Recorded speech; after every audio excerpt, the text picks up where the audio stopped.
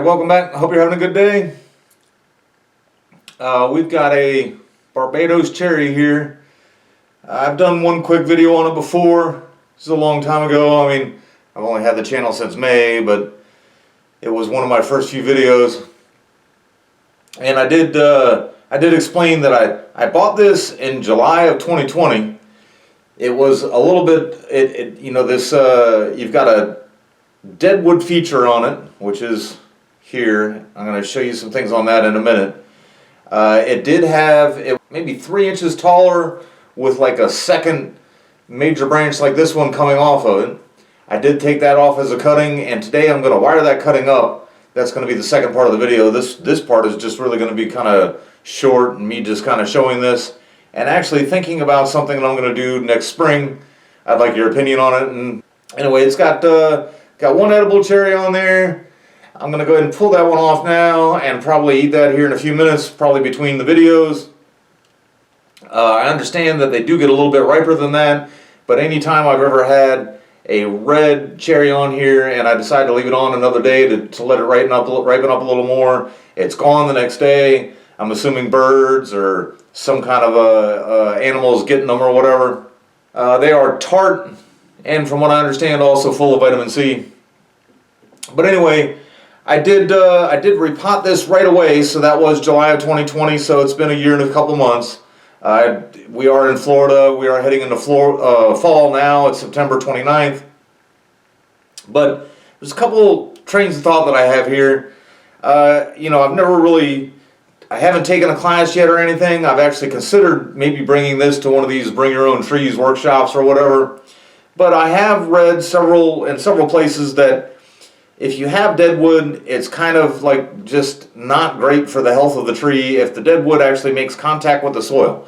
And the deadwood kind of does go all the way down, and it's also really hard to tell kind of where the deadwood kind of stops. This side, I think, has a live piece of, like a live vein or a live piece of bark coming around it. This side is dead all the way down. And during rainy season, I mean, it's kind of stopped raining a little bit, but the deadwood kind of does look like it's kind of waking it up. And I'm thinking, like, over the long term, I could get some rot in there or whatever. I mean, the rest of the tree obviously seems... Here's a bloom it's got going on there. There's a green cherry here. Well, there's 2 green cherries up there somewhere. Oh, there they are. A little bit closer to you guys than I thought or whatever. Couple more green cherries there. So I mean, it is currently healthy. I don't want to do anything super drastic to it, but at the same time I am a little worried about that deadwood kind of soaking that up.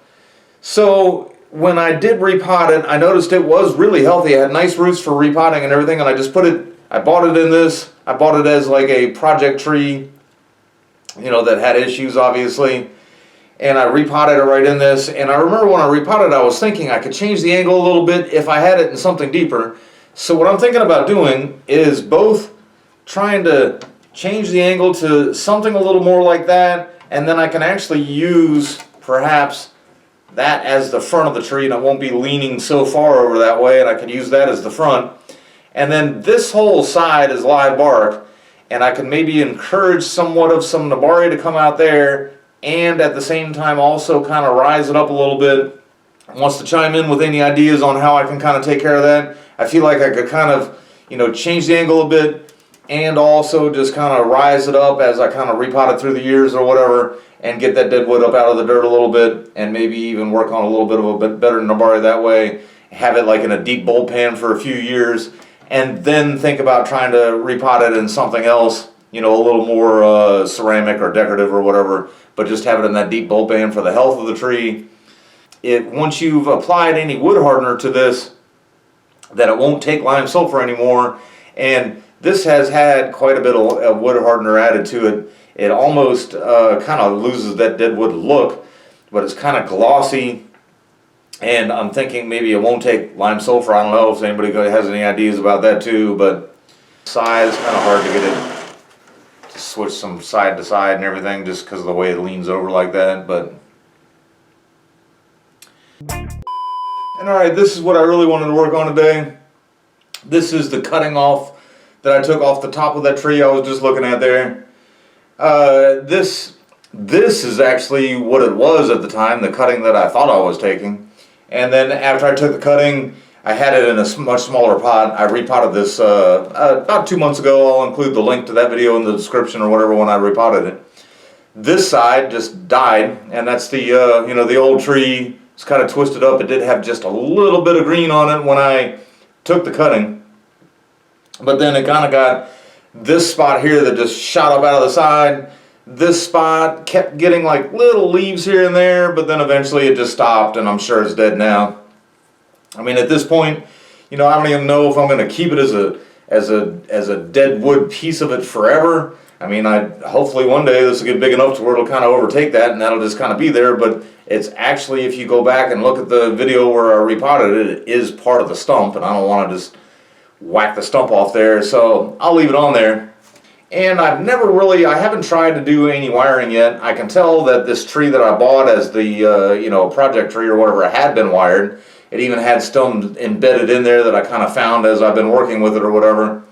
But you know, it's nice and flexible. It does, you know, it does get really apical in that I can even see, I don't know, I trimmed it here and here, and you can see how much they've shot up since then. I'm not sure exactly how long ago that I did that, but I also trimmed it here and here at the same time, and they've only shot up like half as far as these did, and that's because, you know, this is apical again, means it just tends to want to grow straight up, and these are going straight up where these are kind of coming out to the side a little bit. And again, just really just kind of experiment. I am going to try to get obviously some movement in it. Try to bring this this big taller branch here. It's still nice and flexible, so I'm going to try to bring it down quite a bit, see if I can't widen it out a little bit.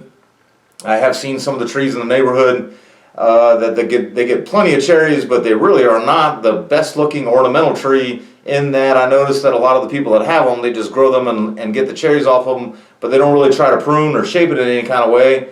Anyway, I'm going to start at the base here. It does have a bit of a bar branch. I won't worry about it too much right now, the fact that it's a bar branch.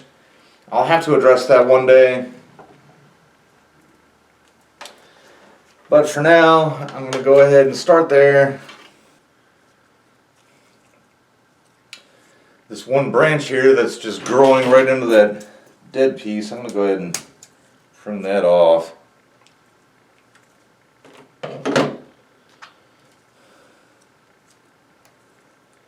At one point I was thinking I wanted to save it to try to thicken that trunk up there, but I really don't want it growing into that dead piece just because I'm still not sure what I'm going to do with it yet. And for here, this is the most shorter side. There's just two branches here that I'll just wire together on the top of that one that I just did. If it was, you probably noticed I didn't defoliate before doing this. I've looked online, I've seen that you can defoliate a Barbados cherry tree, but I don't know, Friday's October 1st. I think we'd have enough time here for it to bounce back. So I am kind of catching some of these leaves in the wires. So over the next few days I'll probably notice that I'm going to have a couple brown spots on the tree just from where I kind of trapped a couple of these leaves in there, but I am trying to go in between them as much as possible. I do want it, you know, the leaves signal it to actively grow roots. I do want it to actively grow roots as late into the season as possible.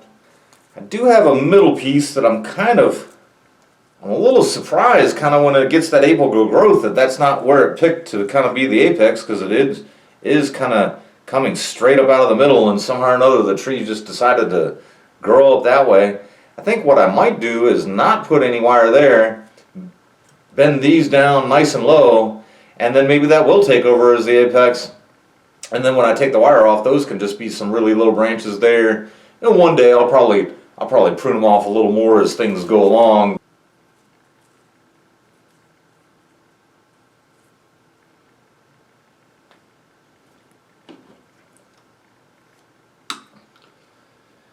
Alright, so I think that's all I'm going to plan on do for the day.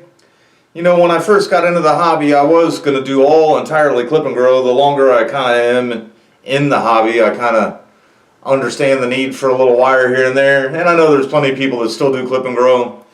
And honestly, with the mother plant here, just depending on how this goes, I may just stick with clip and grow on that one, even though all of our trees do slow down quite a bit in the winter here or whatever. They still are growing a bit, especially through our warm spurts that we have. But anyway, I'm going to see what I can do here.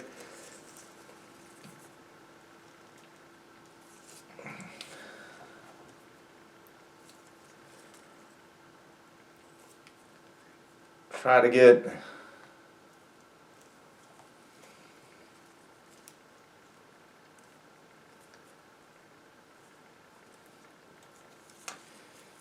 and checked for its flexibility before, and it had plenty of it. But again, it's my first time doing a cherry tree. I don't know what kind of back and forth ability they might have. Seems to be taking it pretty well.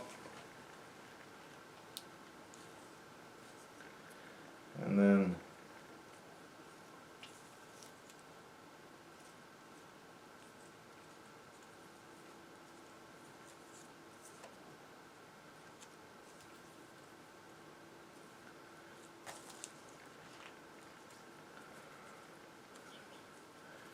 I'll get that one out.